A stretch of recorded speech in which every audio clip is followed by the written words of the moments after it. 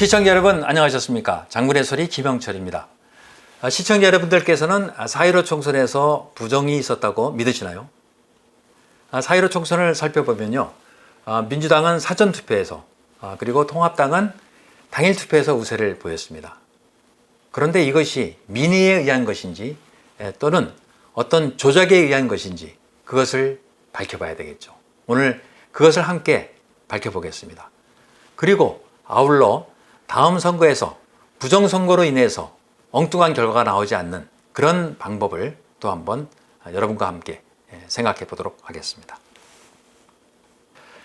21대 총선은 지난 20대 총선에 비해서 투표율이 급상승했습니다. 20대 총선의 투표율이 58%였는데 이번 21대 총선은 66.2%로 무려 8.2%가 증가했고 인원으로 따지면 470만 명이 증가했습니다.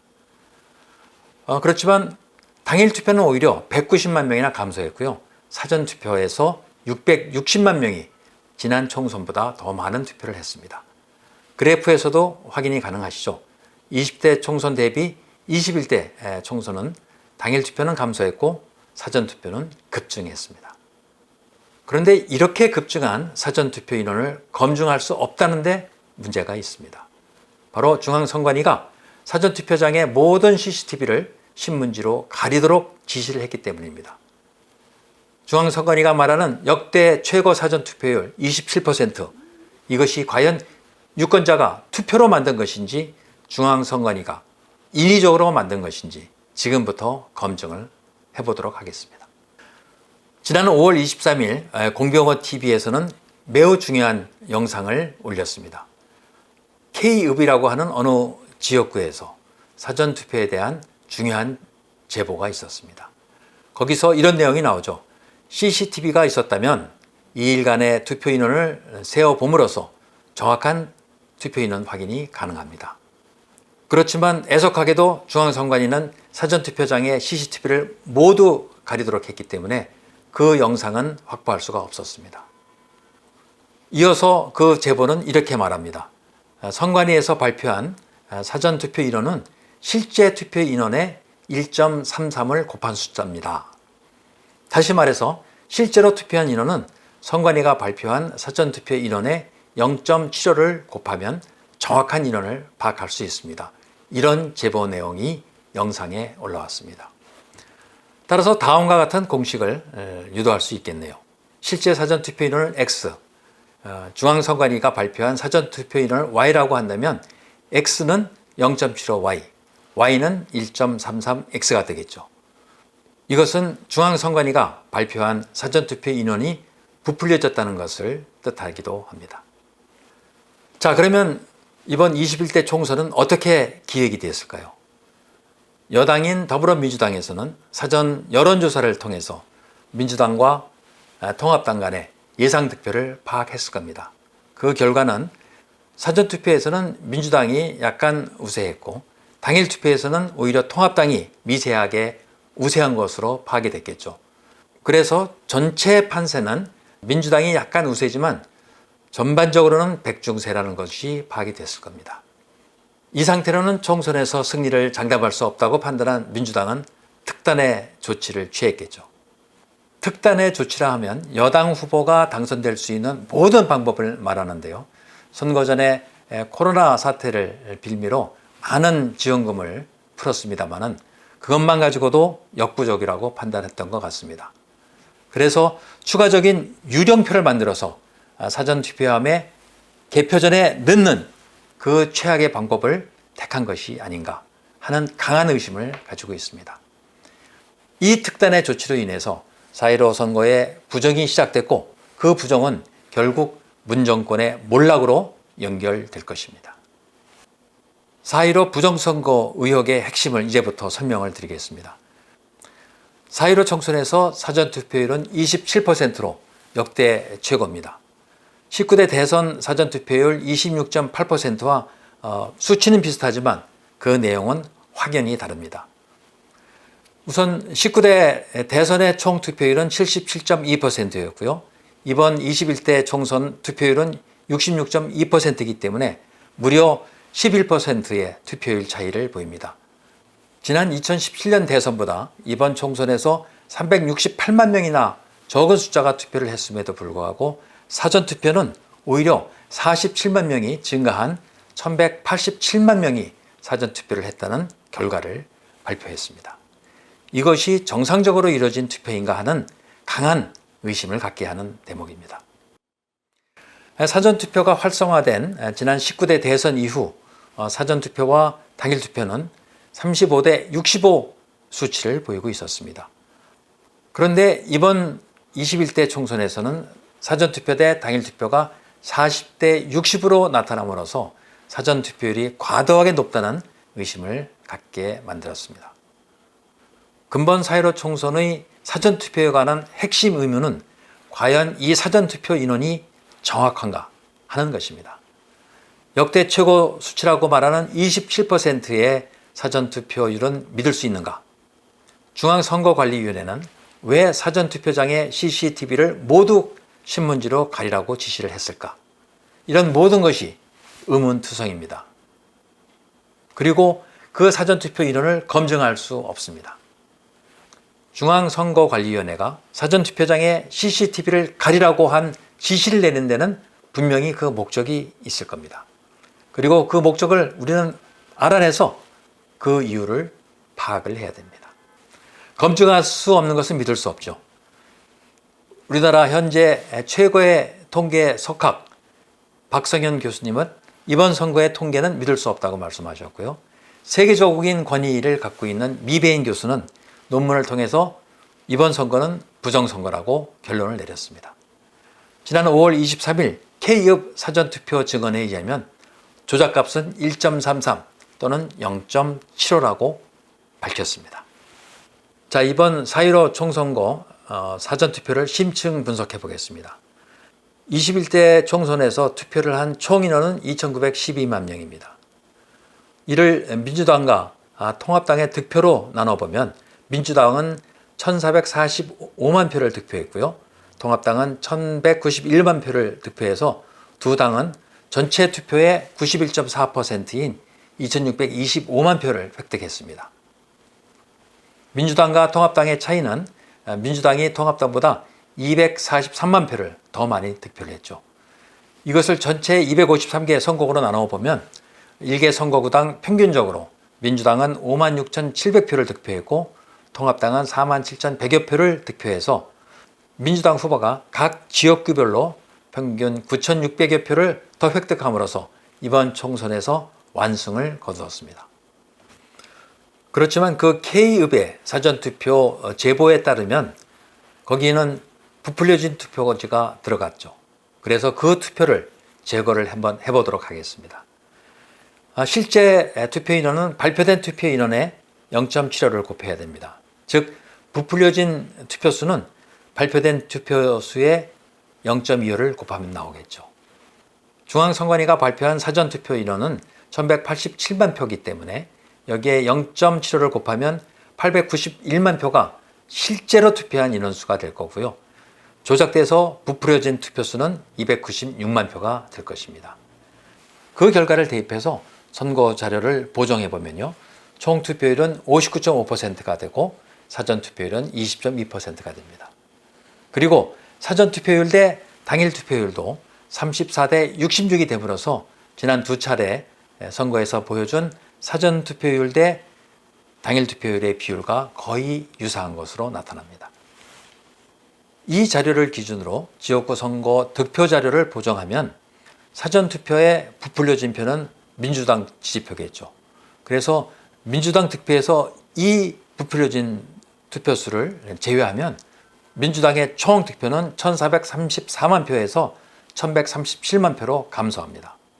그리고 각 지역구에서 평균 56,700표가 아닌 45,000표 정도로 감소가 되죠. 그리고 미래통합당은 그대로 47,100여 표를 유지하기 때문에 지역구에서 미래통합당 후보가 더불어민주당 후보를 오히려 2,000표 이상 이기는 것으로 역전 현상이 발생합니다. 이와 같은 부정선거가 발생할 수 있던 것은 바로 사전투표 때문입니다. 사전투표 이틀간 투표자 수를 미리 부풀려서 여당 후보를 당선시키는 데 필요한 추가표를 만들었고요. 사전투표하면 투표 끝나고 4 내지 5일간 아무도 감시하지 않는 곳에 보관되기 때문에 이 기간을 이용해서 유령표를 집어넣을 수 있었겠죠. CCTV로 감시한다고 하지만 CCTV를 끄고 얼마든지 작업을 할 수 있지 않겠습니까? 이번 해수부 공무원 참살 사건에서도 보았듯이 선박에 있는 CCTV 2개가 모두 꺼져 있었습니다. 이 정부에서 지금 발생하는 모든 사건에 CCTV는 다 고장이 나 있고 꺼져 있습니다. 그렇기 때문에 CCTV가 투표함을 감시한다는 것은 전혀 믿을 수 없는 그런 얘기가 되겠습니다. 또한 QR코드 사용에 따른 문제점도 있습니다. 개표가 될 때 투표지는 투표지 분류기를 통과하고 이때 투표용지가 모두 스캐닝이 됩니다. 그리고 이것은 이미지 파일로 보관이 되고 있죠. 따라서 이 이미지 파일을 확보한다면 사전투표를 한 유권자들이 누구를 투표했는지, 즉 투표 성향을 파악할 수 있는 것이죠. 이것은 헌법이 보장한 비밀투표 원칙을 위반하는 대단히 중요한 문제라고 저는 생각합니다. 이제 재검표가 이루어질 텐데요. 재검표 선거구는 후보자들이 선거소송을 제기한 25개 지역구, 그리고 유권자들이 소송을 제기한 107개 지역구, 또 1개 비례 정당에서 소송을 제기한 8개 선거구, 이렇게 130군데가 넘는데요. 이 중에서 재검표가 유력한 선거구는 인천 연수구의 민경욱 후보, 그리고 부산의 이현주 후보, 그리고 대전의 일개 후보가 되겠습니다.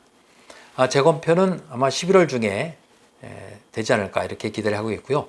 대법원 성명준비명령을 기준으로 봤을 때 재검표의 범위는 QR코드, 그리고 사전투표자 명부, 통합선거인 명부, 이미지 파일, 투표지 잉크, 그리고 사전투표지 발급기, 투표지 분류기, 개수기 등 많은 부분이 망라될 것으로 생각이 됩니다.